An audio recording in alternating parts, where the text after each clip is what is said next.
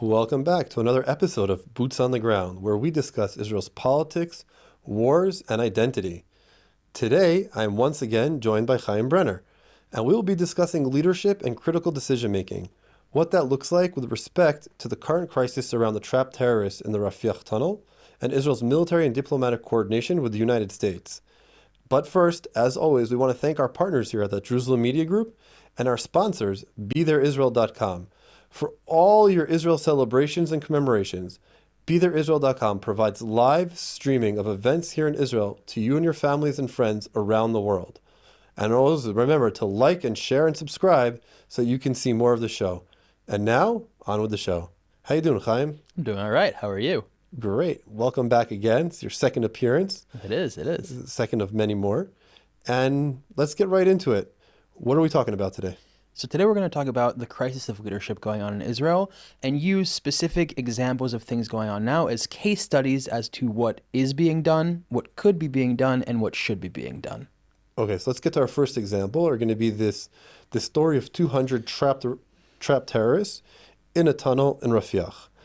Now, as far as the news is reporting it, there's 200 armed Hamas terrorists in a tunnel on our side of the yellow line in the Rafiah region.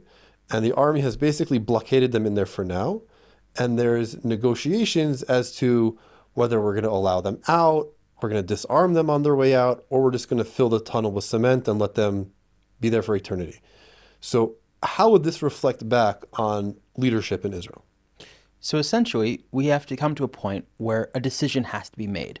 And as we were talking about earlier, I was even watching the news last night and I saw one of the talking heads say something to the fact that up until now, when we've been talking about strategic decisions in Gaza, it has been Israel making decisions with consulting the U.S. And now we're at a situation where it seems like, and even what the U.S. is outwardly saying, that the U.S. is making a decision while consulting Israel. And ultimately, in my opinion, that's a failure of leadership because what's going on in our area, in our territory, in place that is under our control, in places that directly endanger our soldiers and our civilians, we have to be the final say. Right, so but let's focus on the Rafiah issue. We're going to talk next about the Israel-American coordination, but let's focus on the Rafiah issue. How is the current situation that Israel's allowed this now to drag on for about a week and a half, A week and a half, almost? 2 weeks, something like that, yeah. By the time this is published, it'll be 2 weeks.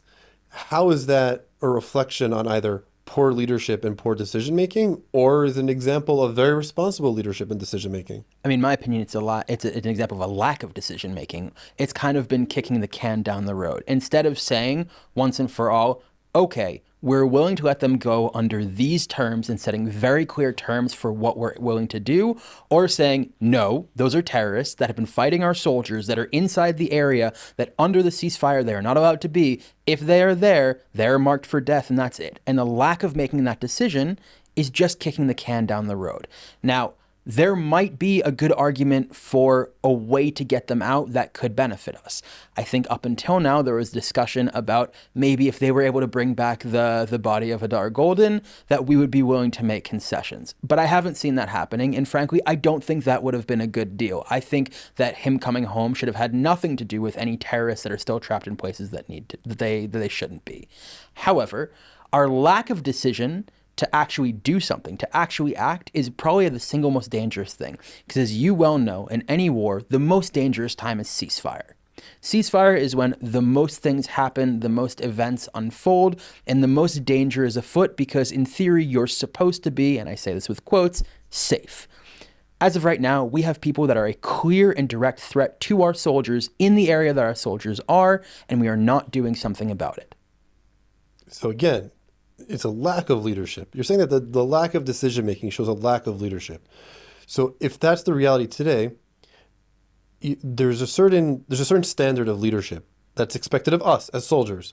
We're not expected to push problems on. We're expected to solve problems as they present themselves. We're expected to take initiative and solve the problems before they make it further up the ladder, solve them while they're still small, and provide a solution.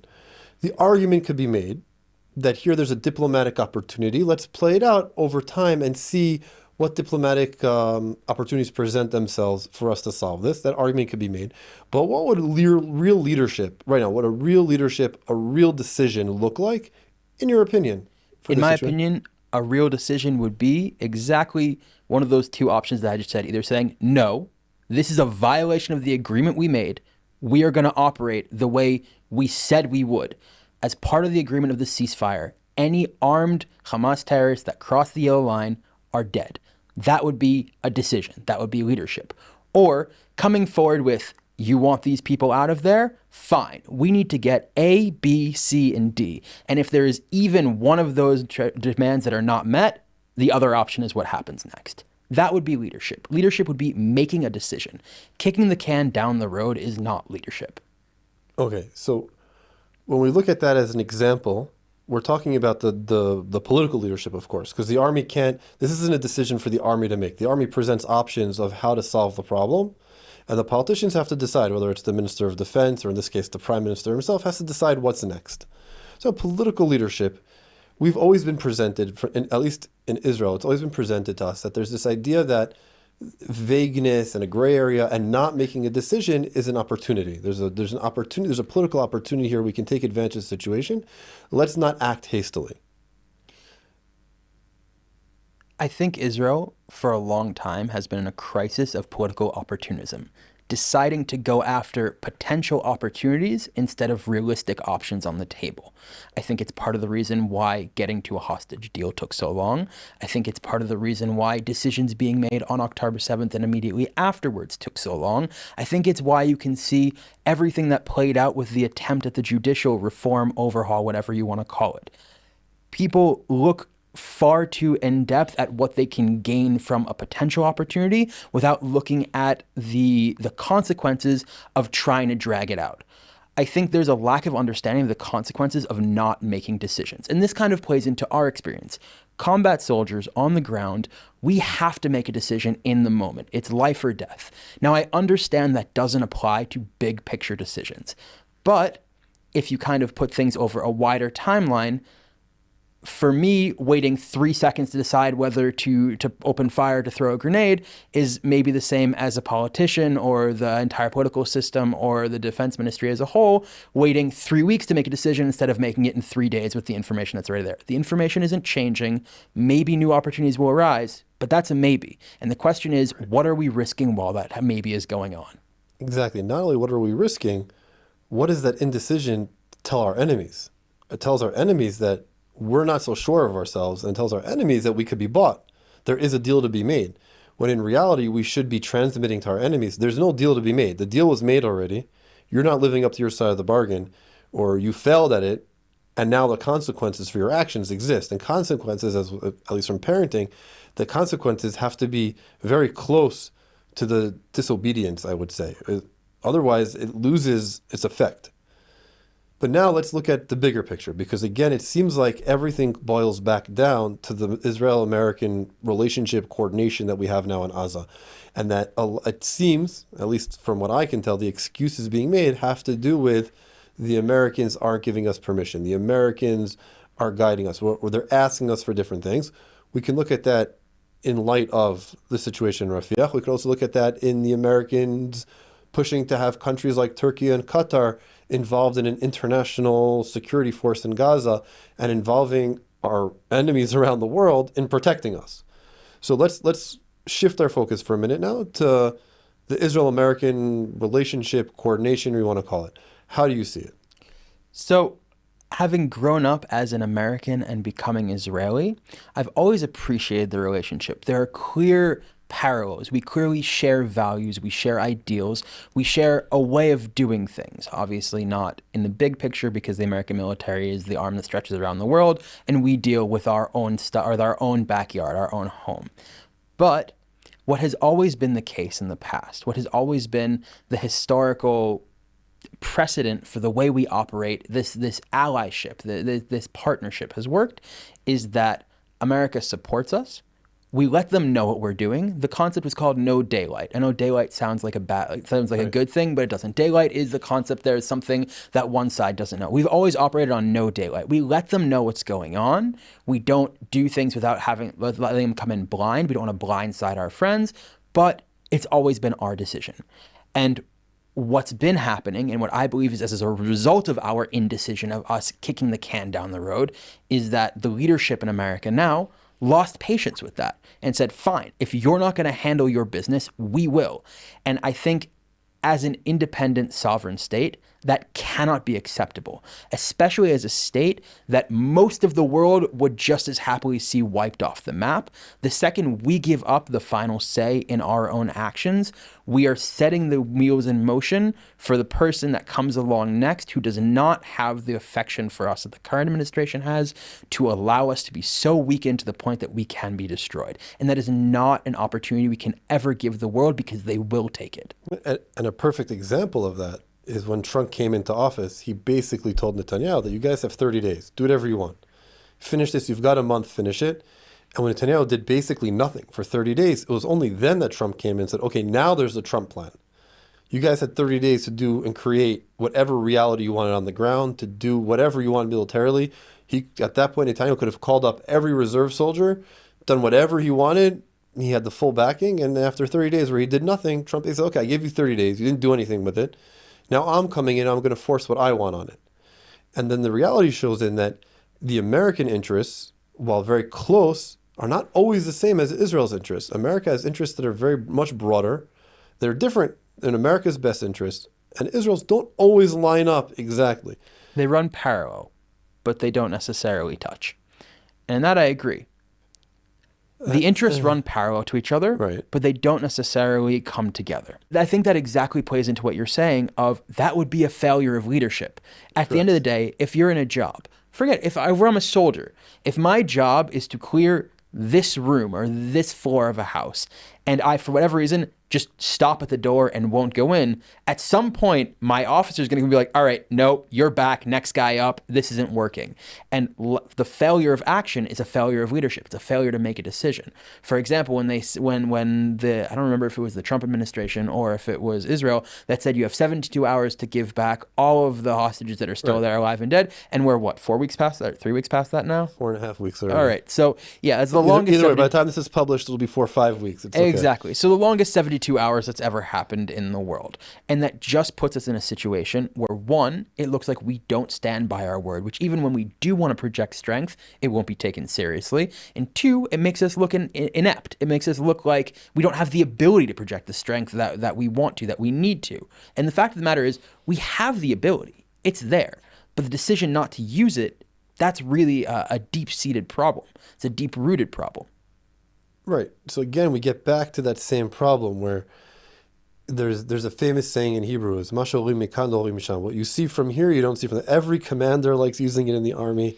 Every defense minister uses it of why they change the way they behave the second they come to office, is that as you go up in the ladder, you have a broader picture, you see more information. And the guy at the bottom, you and I, we don't see all of that picture in reality. And my argument has always been, what's true down here is still true up here, maybe just even more so. And the reality is that the perspective on top, I think it's just easier to get confused because you're more detached from reality. The Minister of Defense or the Security Cabinet, they're not the guy sitting outside the tunnel entrance in Rafiah, knowing that there's 200 armed guys in there, that every day that goes by, they're getting hungrier and hungrier and thirstier because their food and water at some point is going to run out, and they want to come out of there. The question is when are they going to come out on my terms or on their terms? He's sitting in his air-conditioned office in the Knesset or in the Kiryah. He's detached from the problem itself, so that it's not that he has more clarity. He's just more detached from the problem and can add in all these considerations that are not there. So when it comes to the American relationship, they're adding in all of their considerations. America has a different relationship with Turkey and Qatar. America has a massive army base, Air Force base in Qatar that they have to think about, which we don't have to think about. Qatar and Turkey both host Hamas in their home countries, provide them diplomatic protection, provide them a nation, provide them banking, provide them financial services. We don't have those considerations. America now has those considerations, which changes the entire way we view the same problems. So that brings us into the issue of where our interests don't necessarily align, where the parallel starts to run opposite directions. And at the end of the day, America does have economic interests and military interests in Qatar and Turkey. And on the one hand, you have Qatar, which I've never understood how we allowed them to be any part of the peace process, because they have funded, hosted, and essentially served as a mouthpiece through Al Jazeera, their news source, for Hamas and every other terrorist organization that's just wanted to destroy us. The fact that their prime minister can now go on TV and speak in excellent English and be very smooth and charming doesn't change the fact that no matter what he says, it's his actions I'll take into consideration. But that's Qatar. We know what Qatar is. They've never made any attempts to hide it. Turkey, on the other hand, is a whole other issue. So Erdogan's actually a really interesting case study, because Erdogan kind of brought back this religious factor that had ended in Turkey after Ataturk's reforms and the New Turks. And what's happened slowly is, at least from someone who's looking at it of a perspective, someone who's studied history and specifically the history of the Ottoman Empire, he's starting looking to reinstate that sort of old Ottoman influence. The same way we see Putin trying to reinstate the old Soviet influence by starting the war in Ukraine. I think now that we see with Turkey looking towards Syria, seeing that the al-Assad regime fell and the people that came into place are someone that could be malleable to his needs, that line up with the Sunni axis, I think he's looking for maybe one more way in, one more way around. And while we've always talked about the Iranian ring of fire, the Iranian noose around our neck, the many tentacles of the octopus between Hezbollah, Syria, Hamas, all the different groups around us, I think if we're not careful, and I think if we allow the Americans or anyone to push for Turkey to be involved here, sooner or later we're going to find ourselves in the same noose, just being pulled by strings in Ankara and not in Tehran. So let's lead now into some sort of let's sort of bring a closure to this whole thing. What kind of decision making, what kind of actual leadership can Israel show or Israel do? What decisions could they make? What actions can Israel take from its political leadership to show that we're not subservient to the Americans, we are still in charge of our own fate, and B, show the world that we can't be pushed around. We're not going to allow ourselves to be hemmed in either by Iran or Turkey or Qatar and friends or all of the above, and that we are the regional leader here, we are the regional power, and that we are in charge of our own fate. What decisions could we see? First and foremost, start acting like it. We keep allowing other people to dictate. And a big part of that is we are not putting our own plans forward. Obviously, I don't know what's going on behind closed doors at top-level diplomatic meetings. But at least from what I see from the outside, I don't see Israel coming in and saying, this is what's going to happen. This is what we think needs to happen. This is how we want to do it. And this is why it needs to happen. And then making it happen. I see us looking towards outside. I see us looking out for leadership, for guidance, and not looking in and then putting it out for people to give a concept of. If the administration here had said, this is how we're going to handle the terrorists that are stuck in Rafiah, this is what's going to happen, this is what happens if it doesn't work out, this is why, and came to the Americans with that and said, this is what's happening, you can support us or you can get out of our way, I don't think they would have stuck their neck out to get in a fight with us over it. I don't think that would have happened. That's not the current relationship that we have. As far as Turkey being involved, I think we need to come forward in a very clear way and say, we will not accept soldiers of a nation that is hosting the very terrorists that tried to butcher us on October 7th as part of a peacekeeping force in Gaza. Because the only thing that will result from that is a new organization or leadership will rise up that will be the same thing as Hamas, just with a different name and maybe with a Turkish flag instead of with a green one with the Shahada on it.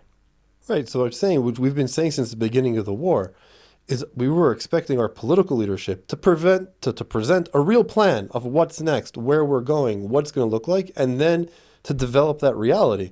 Where instead, like you said, we've been looking outside. We've been asking, we let Trump present the plan. We let Egypt present the plan at one point. We let other people present plans instead of saying, this is what's going to be. Are we the victors here? Or are we surrendering, instead of to Hamas, we're surrendering to foreign interests of the Americans? When are we going to accept the fact that there's a war? We won the war and we're still winning the war, and that in the end of the day, we have to therefore we decide what the future is for our enemies and our enemy territory. They surrendered, or not really surrendered, they surrendered to the Americans and not to us, but they surrendered, and we dictate what the future is going to be. We dictate the terms of their surrender, and we dictate the terms of their future. It sounds like that's what you're saying. It's what needs to happen. I think we do have to walk a tightrope because we do have the current administration in America that does need a certain amount of ego boost. We do have to play to their own needs to feel at the top, and that's fine. That is a political and diplomatic game. But there is a difference between allowing someone to feel like they are taking the lead and full on handing them the reins. And that's what it seems like it's happening. And in my opinion, that is an utter failure of leadership on every level. And if we have a failure of leadership, we'll have a failure of execution. If there's a failure of execution in Israel, everyone will see that as weakness. That weakness will be utilized and we will be attacked constantly. The only thing that will get us peace in this land, the only way we'll be able to move forward safely, securely, is if we are strong, if we can project strength and we can make it clear, if you touch one Israeli, we are going to wipe out everyone that's ever been connected to you. If we are unable to even say there are terrorists in our territory, we're going to kill them, that is just a failure of action. And a failure of action is a failure of leadership, and that will only lead to our downfall. There you have it. Real Israeli leadership coming out. And on that note, I want to tell everyone that next week, on Wednesday, October 18th, we will be having an event about a real vision for Israel's future in Carmei Gat. The details will be in the show notes. I will be there. I'm pretty sure, Chaim, you're coming too. We'll be there for both of you to meet us in person. And on that note, this is a great place to end. Some real Israeli leadership. So I want to say thank you once again to our partners here at the Jerusalem Media Group and to our sponsors at BeThereIsrael.com. For all your celebrations and commemorations, BeThereIsrael.com provides live streaming of events here in Israel to your families and friends around the world. And remember to keep seeing more of our content, like, share, and subscribe. And as always, Am Yisrael Chai.